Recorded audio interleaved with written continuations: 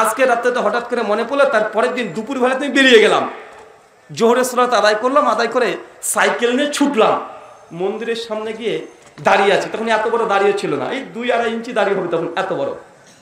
আর টাকনার উপরে কাপড় আছে, জামা প্যান্ট পরে আছি, তো দাঁড়িয়ে আছি। ঠাকুরমশাইকে দেখছি, ঠাকুরমশাইকে দেখছি যে কি আবার ছেলেটা এখানে দাঁড়িয়ে কেন, মুসলমান দেখে বুঝতে পারছে। তো অনেকক্ষণ দেখার পরে 15-20 মিনিট পর ঠাকুরমশাই নিজে চলে এসেছেন, পণ্ডিতজি এসে, বাবা কিছু বলতে চাচ্ছ? আমি যে ঠাকুরমশাই আসলে আপনার সঙ্গে কিছু কথা বলতে চাই, যদি আপনি সময় দিতেন তাহলে কিছু কথা বলতাম।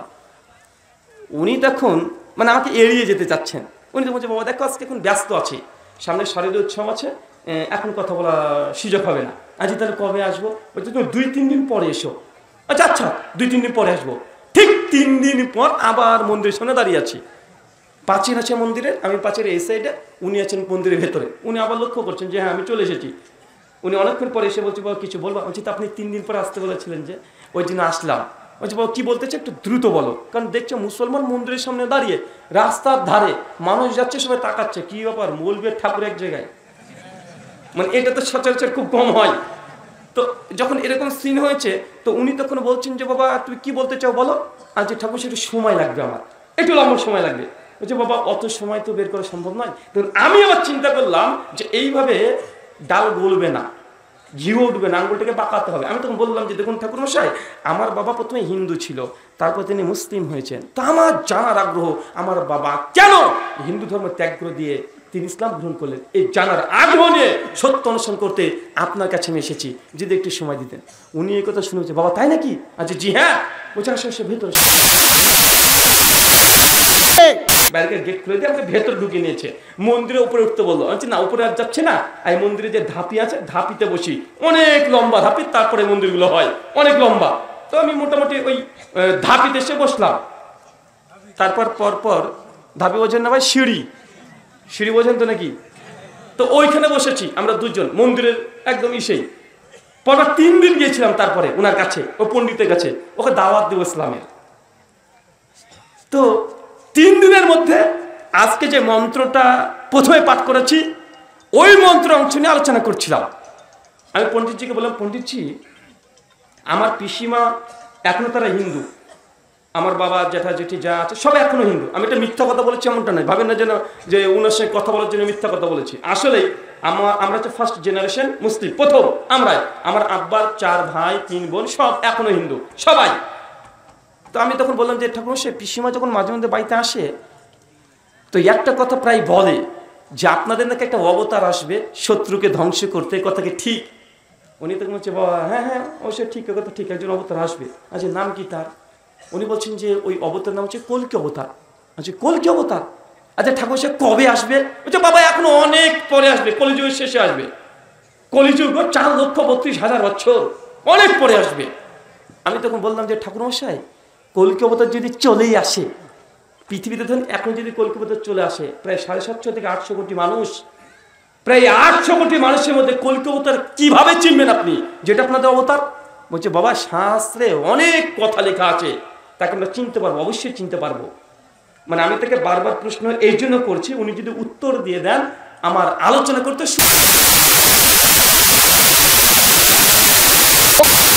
তো যত বলবে উত্তর দিবে আমাদের সহজ হয়ে যাবে। আমি তখন তারপরে বললাম যে ঠাকুর মশাই, এই 800 কোটি মানুষের মধ্যে বুঝবেন কিভাবে? বলছে, বাবা শাস্ত্রে শুনবেন, যখন আসবে তার হাতে একটা তরবারি থাকবে, SWRD সোর্ড, তরবারি থাকবে, খংরা, আর তিনি আসবেন উট অথবা ঘোড়ার পিঠে চড়ে। আমি তখন বললাম যে ঠাকুরমশাই তাই? আচ্ছা কেন আসবেন? বলছে, শত্রুকে ধ্বংস করতে। আমি তখন একটু মাথা নিচু করে বললাম, ঠাকুরমশাই মানে কেমন যেন একটা লাগছে। যে কেমন লাগছে?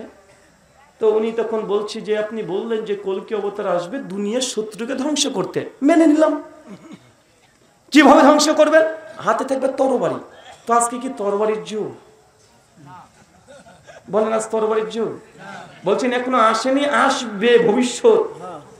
তো ভবিষ্যৎ এখন তো এমন এমন মিসাইল উঠেছে, আরে সর্বনাশ, এমন এমন মিসাইল উঠেছে 50 কিলোমিটার দূর থেকে যদি এখানে সুইচ টিপা যায়, মিসাইল মেরে একটা দেশকে উড়িয়ে দিবে। তো আপনার যদি কলকাতার তরবারি নিয়ে ঠং ঠং ঠং ঠং করতে করতে চলে আসে, আর শত্রুপক্ষের কাছে যদি মিসাইল থাকে, তো একটা সুইচ মারলে কলকাতার কত দূর যাবে, ও ধ্বংস করবে কি? আচ্ছা, এটা তো যুগের সঙ্গে যাচ্ছে না, তরবারির যুগ নাকি এখন। আমি তখন বলছি তাহলে কি ধর্মগ্রন্থ ভুল আছে? যে না না না বাবা, ধর্মগ্রন্থ ভুল থাকতে পারে না।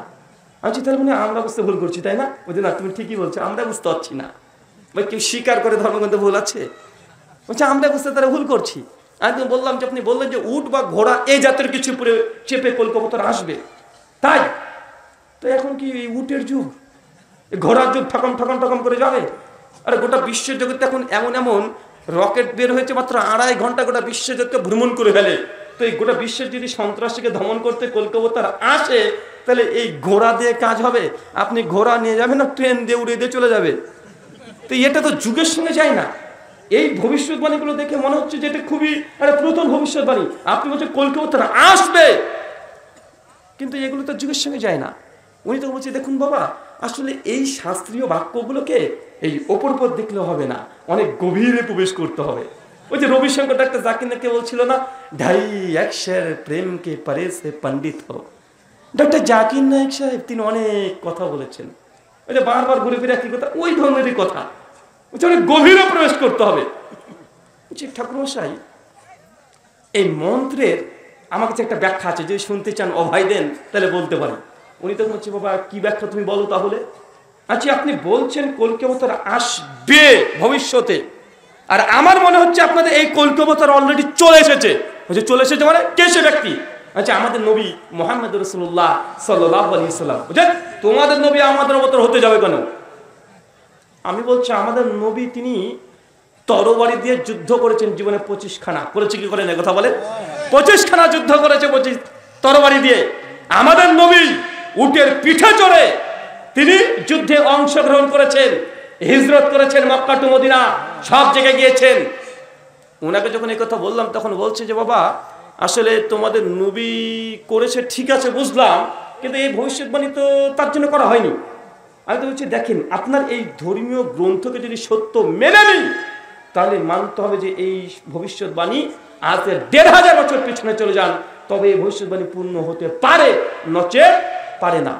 ভাই এখন তরবারির যুগ আসবে, কি মনে করছেন তরবারির যুগের আসবে? আর এখন তো AI চলে এসেছে, AI চলে এসেছে না ভাই, AI আর্টিফিশিয়াল ইন্টেলিজেন্ট। আরে বাবা, এর তো মানে বাকি আর কিছু নেই। মানে এই যখন চলে এসেছে মানুষের হাতে হাতে, তখন বাকি আর কিছু নেই। মানে গোটা দুনিয়া মানে হাতের মুঠে সেকেন্ডের মধ্যে চলে আসে। ভাই ChatGPT আছে না ভাইজান? আগে ভাবতাম যে গুগল, আমি তো বলেছিলাম গুগল হচ্ছে আল্লামা গুগল হাফেজাহুল্লাহ, কিন্তু এখন ChatGPT কে কি টাইটেল দেবো রে ভাই? মানে গুগলের চাইতে ভয়ঙ্কর ChatGPT। গুগলে যদি কিছু সার্চ করেন বিভিন্ন লিঙ্ক শেয়ার করে, ChatGPT যা প্রশ্ন করবেন ডিরেক্ট ঠিক উত্তরটা বের করে দিয়ে দেয়, তাই না ভাইজান? মানে আবার কত বড় মুফতি, কি বলবেন? মানে আল্লামা ChatGPT রহিমাহুল্লাহ না হাফেজাহুল্লাহ, মানে আল্লাহ যেন ChatGPT হেফাজত করে, ফিতনা থেকে যেন আমাদেরকে রক্ষা করে। তো এখন তো এই যে যুগ, যা যুগ, এই যুগে কখনোই সম্ভব নয় যে তরবারি আবার ফিরে আসবে। এখন তো অত্যাধুনিক আধুনিক যন্ত্র চলছে। যেন এই কথা বললাম, ঠাকুরমশাই তখন বলছে না বাবা এটা মানতে পারবো না যে আমাদের অবতার তোমাদের নবী হয়ে যাবে। আমি তখন বললাম যে ঠাকুরমশাই এই কলকি অবতার নিয়ে বেশ কিছু আমার পড়াশোনা আছে, যদি জানতে চান বা অভয় দেন তো বলতে পারি। ওদের ঠিক আছে বলো।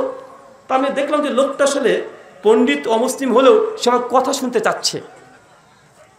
আমি তখন বললাম শ্রীমদ্ ভাগবত গীতা অধ্যায় নম্বর 4 শ্লোক নম্বর 7 আর 8 দুটো মন্ত্র আছে। আমি মন্দিরে বসে আছি, মন্দিরে বসে আমি মন্ত্রটা পাঠ করছি। শ্লোক গীতার, গীতা বলছে यदा यदा हि धर्मस्य ग्लानिर्भवति भारत अभ्युत्थानं धर्मस्य तदात्मानं सृजाम्यहं परित्राणाय साधूनां विनाशाय दुष्कृतं धर्म संस्थापनार्थाय সম্ভাবমি युगे युगे। কৃষ্ণ বলছেন যখন ধর্মের মধ্যে অধর্ম নেমে আসবে, মানুষ পাপ অন্যায় অত্যাচারের মধ্যে নিমজ্জিত হয়ে যাবে, ওই সময় স্বয়ং স্রষ্টা একজন অবতার পাঠান। কেন?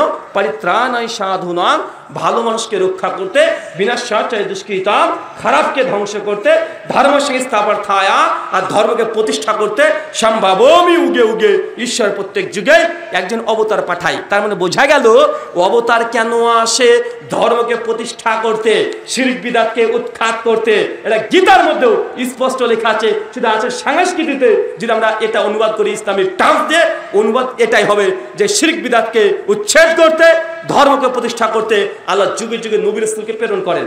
আমি যখন এই মন্ত্র পাঠ করেছি আর মন্দিরে বসে আলোচনা করছি, পাশে দেখছি মন্দিরে অনেকগুলো গ্রামের মেয়েগুলো উঠে বসে আছে, অনেকগুলো মেয়ে, মানে সব কাকিমা, মানে বয়স্ক সব এসে বসে আছে।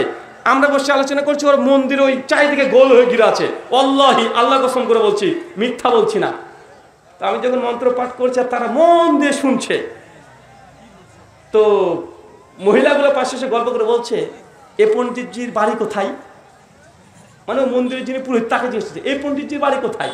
যখন এই কথা বলেছে তখন ওই পণ্ডিত মশাই তখন বলছে যে ইনি আসলে পণ্ডিত না, ইনি ঠাকুর নয়, ইনি একজন মুসলমান।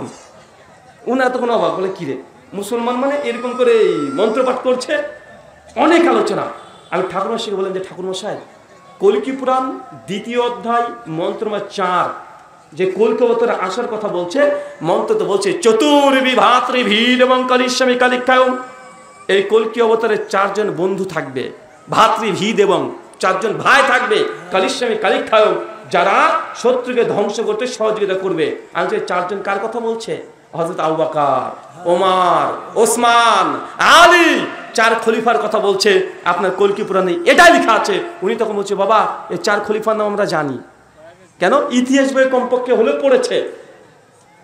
আমি তখন বলছি যে কল্কি অবতারের বাবার নাম, মায়ের নাম, তার জন্মস্থান 3টেই শাস্ত্রের মধ্যে মজুদ আছে।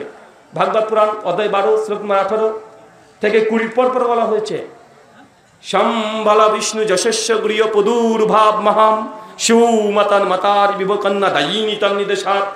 কল্কি অবতার জন্মগ্রহণ করবেন শাম্বালা শহরে, বিষ্ণু যশস্য গৃহ, বিষ্ণু যশার গৃহে, সুমাতাং মাতারি, তার মায়ের নাম সুমতি। কয়টা জিনিস পেয়েছি বলেন তো? বাবার নাম, মায়ের নাম, জন্মস্থান। আমি তখন ঠাকুরজিকে বললাম, যেখানে বলছে শাম্বালা শহরে, তো শাম্বালা শহর কোনটা? শাম্বালা মানে কি? শাম্বালাতে সংস্কৃত শব্দ, বাংলা মানে করলে কি হবে? শান্তিতে পরিপূর্ণ একটা জায়গা বা স্থান। আরবি করেন দারুল আমান, সূরা 3 আয়াত নম্বর 4 এবং 5 আল্লাহ বলছেন ওয়াহাজাল বালাদিল আমিন, শান্তি নগরীর কসম, মক্কা হচ্ছে শান্তিতে পরিপূর্ণ জায়গা। সংস্কৃত করেন শাম্বালা। বিষ্ণু যশস্য গৃহ, তার বাবার নাম হয় বিষ্ণু যশা। বিষ্ণু যশা মানে বিষ্ণু মানে ঈশ্বর, যশা হচ্ছে ইয়াস থেকে মানে দাস, মানে ঈশ্বরের দাসের ঘরে তার জন্মগ্রহণ হবে। আমাদের নবীর পিতার নাম কি বলেন তো চিৎকার মেরে? আব্দুল্লাহ। আব্দুল্লাহ মানে আল্লাহর গোলাম, আল্লাহর দাস। সংস্কৃত বলছে বিষ্ণু যশা, আরবি করেন আব্দুল্লাহ। আমি যখন এই কথা বলেছি ঠাকুর মশাই দেখছি উনি আর কোনো কথা বলছেন না। আরে ঠাকুর মশাই আপনার কি মনে হচ্ছে? এই যে ভবিষ্যৎবাণীর শাস্ত্রে বলছে, প্রত্যেকটা ভবিষ্যৎবাণী তো আমাদের নবীর সঙ্গে মিলে যায়। উনি তখন বলছেন যে বাবা তোমার কথা যুক্তি আছে। উনি এখন ঈশ্বর করছেন, অস্বীকার করছেন না, তোমার কথা যুক্তি আছে। এই শাস্ত্রগুলো গভীরভাবে আমাদেরকে দেখতে হবে। তারপরে বলছে বাবার নাম হলো, মায়ের নাম বলছে সুমাতান মাতারি বিভো, তার মায়ের নাম হয় সুমতি। সুমতি মানে শান্তিময়, অচঞ্চল। ভাই বলেন তো আমাদের নবীর মায়ের নাম কি ছিল? আমিনা। বাংলা মানে শান্তিময়, অচঞ্চল।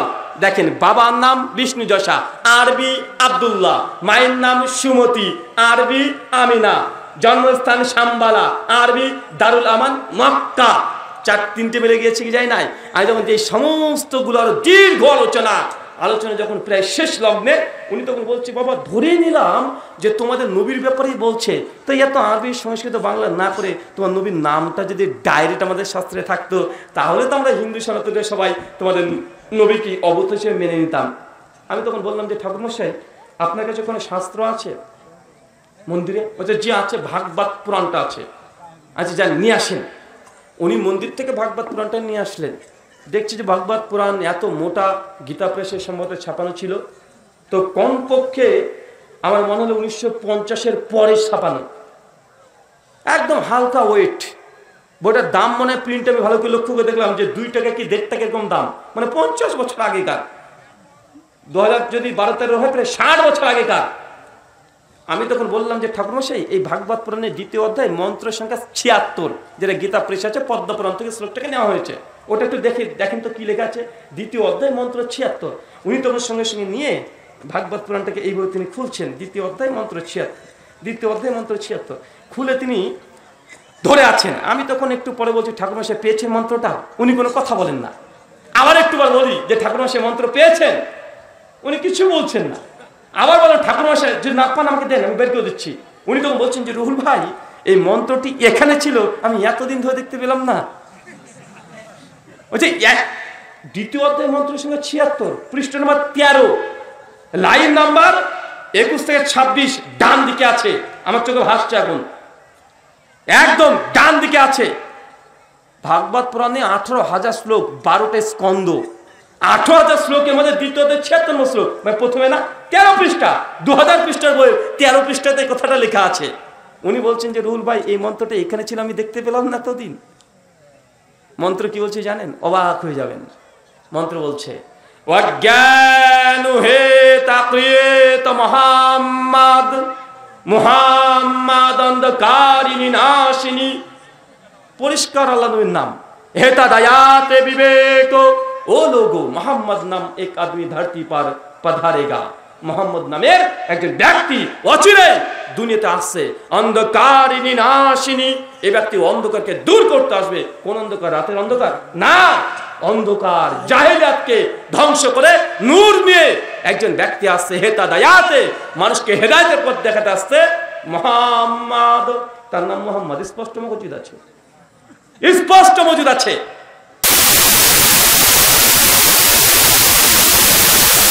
ধারণা। উনি তখন দেখছি যে তার চেহারাটা যেন কেমনটা হয়ে গেল। তারপর আমি ভাবছি মানে ঠাকুরের সঙ্গে এখন মুসলমান হয়ে যাবে, মানে আমারও দাওয়াতের জজবাটা বেড়ে গেছে। আমিও চাচ্ছি যে আরো বলি উনাকে। আমি তো ভবিষ্যপুরাণ থেকে এটা দেখাচ্ছি, লিঙ্গচ্ছেদ আশিকাহী নামাসস্ত্রী ধার নিষেধ উশাকা উচ্চলাপি সর্বভোক্ষী ভবিষ্যতে যেন মামা। এই ব্যক্তি থাকবে লিঙ্গচ্ছেদন করা, বাংলা বলবো নাকি, শিকাহী নামা, তার পেছনে জল টিকা থাকবে না। বৈষ্ণব ঠাকুরা দেয় না জল টিকা পেছনে, উচ্চলাপি, উচ্চ স্বরে আহ্বান করবে আল্লাহু আকবার, আল্লাহ আজান, সর্বভোক্ষী, সমস্ত কিছু খাবে, শুকরের মাংস খাবে না। পঞ্চগর্ভ সমানিতাহা, সে যখন পবিত্রতা অর্জন করবে পঞ্চগব্য দিয়ে, পঞ্চগর্ভ মানে আসলে গরু 5টা উপাদানকে তারা বোঝায়, মানে এক কথায় পবিত্র জিনিস দিয়ে সে পবিত্রতা অর্জন করবে। ওজুর কথা বলছে। মুহাম্মদ ইতি খ্যাতা, সে ব্যক্তি মোহাম্মদ নামে গোটা বিশ্বে তার পরিচয় লাভ করবে। মরুস্থলা নিবাসী নাম, সে ব্যক্তি মরুভূমি থেকে আসবে। এত স্মৃণ তারে আচার নিয়ে সমানিতাহা, ওই ব্যক্তি আসবে ভারতের বাইরে থেকে, ফরেনার মিলেচ্ছা, ভারতের বাইরে যা থাকে তাদেরকে বলছে এত স্মৃণ তারে মিলেচ্ছা আচার্য, আচার্য মানে শিক্ষক রূপে তিনি আসবেন। মহাসাম শিক্ষক না, কমপক্ষে 100 খানা ভবিষ্যৎবাণী সনাতন শাস্ত্রে মজুদ আছে, জল জল করছে। আমি যখন সবগুলো দেখালাম, উনি মানে আমি বুঝতে পারছি যে উনার হৃদয় পরিষ্কার, সত্য গ্রহণ করে নিয়েছে। আমি সেদিন কিছু না বলে আমি চলে এসেছি, আসরের ওয়াক্ত চলে আসলো। আমি তোকে সঙ্গে সঙ্গে বললাম যে আজান পড়ছে, আমি চলে যাই। আমি সঙ্গে সঙ্গে চলে আসলাম। ঠিক 3 দিন কি 7 দিন এরকম কিছু হবে।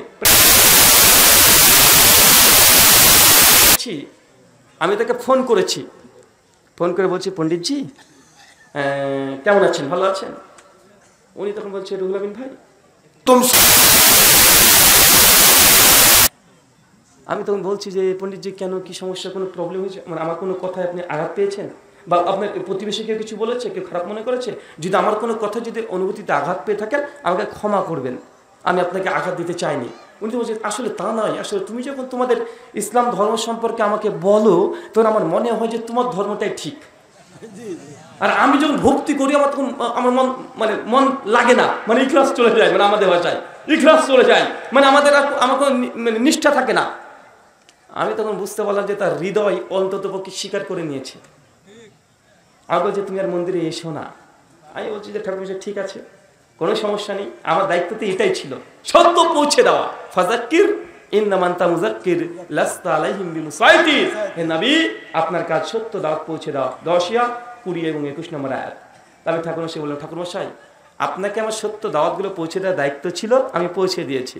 জবরদস্তি করে ধর্ম গ্রহণ করাতে হবে এটা ইসলাম আমাদেরকে বাধ্য করেনি। জবরদস্তি করে কেউ যদি কাউকে মুসলমান করে ফেলে এটা ইসলামে হারাম। লা ইকরাহা ফিদ্দিন, দিন ইসলামে কোনো জবরদস্তি নেই। সূরা বাকারা আয়াত নম্বর 256, লাকুম দিনুকুম ওয়ালিয়া দিন, তুমি তোমার কর্মফল পেয়ে যাবে, আমি আমার কর্মফল আমি পেয়ে যাব। সূরা কাফিরুন আয়াত নম্বর 6 এবং 7। অতএব আমার দায়িত্ব শেষ, আপনার যা মন চাই আপনি তাই করতে পারেন। কুলিল হাক্কু মির রাব্বিকুম ফামান শাআ ফালইউমিন, সত্য রবের পক্ষ থেকে আসে, যার ইচ্ছা গ্রহণ করবে সফল কাম, গ্রহণ করবেন না আপনি পরকালে ক্ষতিগ্রস্ত হবেন। উনি তখন বলছেন ঠিক আছে বাবা, তাই বলে তিনি ফোনটা রেখে দিলেন।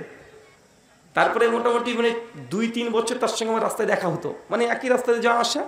যখন যেতাম ঠাকুরমশাইকে দেখা হলো, দূর থেকে বলতেন ঠাকুরমশাই কেমন আছেন, আর উনি বলতেন হরে কৃষ্ণা। এই হরে কৃষ্ণ বলে হাত থেকে উঁচু করে দিল, আমি একবার হাত থেকে উঁচু করে দিলাম, উনিও চলে গেলেন, আমি চলে গেলাম। আর পরে আর কোনো কথা হয়নি। ইদানিং আর দেখতে পাই না, সমাজের মন্দিরে তিনি দায়িত্বশীল অনুযায়ী চলে গেছেন। তো আমি এই আলোচনা থেকে তাকে যেটা বোঝানোর চেষ্টা করেছিলাম, জান্নাত যদি কোনো সনাতনী হিন্দুরা যদি যেতে চায়, নবীর আনুগত্য ছাড়া জান্নাত যেতে পারবে না। কেন বলেন তো? আমরা যেমন বিশ্বাস করি 1,24,000, যদিও সনদের দুর্বলতা আছে। মিশকাত 5337 নম্বর হাদিস, শেখ আলমানি হাসান বলেছেন, কিন্তু হাদিস মান আসলে যায়িফ। শেখ শোয়েব আরনাউত, ইমাম হাজার আসকালানি, ইমাম জাওজি সব হাদিসকে দুর্বল বলেছে। তারপরও যে ধরে নিই 1,24,000 নবীর রাসূল আমরা বিশ্বাস করি না ভাইজান? করি। হিন্দুরা বিশ্বাস করে 10 জন অবতার। কয়জন অবতার? 10 জন অবতার। সর্বশেষ অবতারের নাম কি? কল্কি। একে যদি আনুগত্য না করে আপনি জান্নাত যেতে পারবেন না, এটা হিন্দুদের বিশ্বাস, তাদের থিওলজি। তো আমি যেটা দেখি তাদের শাস্ত্রগুলো পড়ে যে এই ব্যক্তি অন্য কেউ না, এটা মুহাম্মদ রাসূলুল্লাহ সাল্লাল্লাহু আলাইহি ওয়াসাল্লামের কথাই বলেছে। তো হিন্দুরা যদি জান্নাত যেতে চায়, স্বর্গ যেতে চায়, মোক্ষ বৈকুণ্ঠ ধামে যদি যেতে চায়, কার আনুগত্য করতে হবে? কার বলেন? একজন ব্যক্তি, মুহাম্মদ সাল্লাল্লাহু আলাইহি ওয়াসাল্লাম। তার আনুগত্য ছাড়া কোনো অমুসলিম জান্নাত যেতে পারবে না। বাইবেলের কথা কোনো বাদই দিলাম। ইহুদি ধর্মগ্রন্থ, আলহামদুলিল্লাহ আমার একটা ডিবেট আছে, ইউটিউবে চলে যাবেন, বাংলাতে লিখবেন brother Rahul Hossain versus Partha Das Gupta. Debate Muslim বনাম খ্রিস্টান, মোহাম্মদ সাল্লাল্লাহু ভবিষ্যৎবাণী। একটা 3 ঘন্টার ডিবেট আছেন খ্রিস্টান পণ্ডিতের সঙ্গে। কে কে দেখেছেন হাত তোলেন তো দেখি। দেখেছেন না? মাশাআল্লাহ। দেখবেন ওই খ্রিস্টান ও দাবি করেছিল যে আল্লাহর নবীর ভবিষ্যৎবাণী তাদের বাইবেলে নাকি নাই। আমি বলেছিলাম আছে। এই জন্য বাইবেলের যে মূল ভাষা, কুই ভাষা বলেন তো ভাইজান? কি ভাষা? হিব্রু। আমি হিব্রু সে সময় জানতাম না। তো যখন ডিবেট হবে তখন আল্লাহর নবীর যে ভবিষ্যৎবাণী হিব্রু বাইবেল আছে, ইংলিশ বাইবেলে খুঁজতে আপনি সেভাবে পাবেন না। কেন? ইংলিশে ট্রান্সলেশন করে ফেলেছে। আমি ওই শেখার জন্য, ডিবেটের জন্য আমি হিব্রু ভাষা প্রায় 2.5 থেকে 3 মাস ধরে আমি চর্চা করে অন্তত রিডিং করে শিখেছিলাম যে হিব্রু, যেটা আল্লাহর ভবিষ্যৎবাণী আমি হিব্রু বাইবেল থেকে বের করে দেখাতে পারি। সেই সময় 39,000 টাকা খরচ করে লন্ডন থেকে হিব্রু মূল টেক্সট হিব্রু বাইবেল থেকে কিনে এনেছিলাম। একটা বই 39,000। Song of Salman chapter 5 verse 16। Hebrew তো আল্লাহ নবীর নামটা স্পষ্ট মজুদ আছে, হিক্কো মামতাকিম ও খুল্লু মুহাম্মাদিম জেহদুদি ওয়া জেহরাই বেনাত ইরুশালিম। হিক্কো মামতাকিম ও কুল্লু মুহাম্মাদিম জেহদুদি ওয়া জেহরাই বেনাত ইরুশালিম। হে বনি ইসরাইল তোমরা শোনো, ওয়াচির একজন ব্যক্তি আসছে, সে অনেক মিষ্টি ভাষী, তার নাম মুহাম্মাদিম, তার নাম মুহাম্মদ। স্পষ্ট হিব্রু বাইবেলে লেখা আছে। এখনো দেখবেন দীর্ঘ 3 ঘন্টার আলোচনা খ্রিস্টানদের গির্জাতে গিয়ে, ওটা তাদের গির্জাতে, এটা যেমন হিন্দুদের মন্দিরে, আর এটা ডাইরেক্ট তাদের গির্জার মধ্যে 3 ঘন্টা আলোচনা ডিবেট করে প্রমাণ করা হয়েছে যে বাইবেলের মধ্যে মুহাম্মদ সাল্লাল্লাহু আলাইহি ওয়াসাল্লাম ভবিষ্যৎবাণী আছে। করে খ্রিস্টান যদি জান্নাত যেতে চায়, ইহুদি যদি জান্নাত যেতে চায়, একজন ব্যক্তি, তার নাম মুহাম্মদ সাল্লাল্লাহু আলাইহি ওয়াসাল্লাম। মুসলমান আমরা গুরুত্বে বুঝতে পারলাম না, আমরা পীরকে ধরে বসে আছি, মাযহাবের ইমাম হানাফি, শাফি, মালিকি, হাম্বলি, তাকে ধরে বসে আছি, একে ধরে ওকে ধরে বসে আছি, মূল ব্যক্তিকে আমরা ছেড়ে দিয়েছি। আল্লাহ সুবহানাহু ওয়া তাআলা তুমি বোঝার তৌফিক দান করে সকলে পড়ি আমিন আমিন। আল্লাহ যে কথা বললাম এটা মুসলিমদের কল্যাণের চাইতে এই বার্তাগুলো, এই কথাগুলো অমুসলিমদেরকে তাদের হৃদয়ে ঈমানের নূর দান তুমি করো, সকলে পড়ি আমিন। প্রশ্নোত্তর হবে না, বাড়ি যাবো?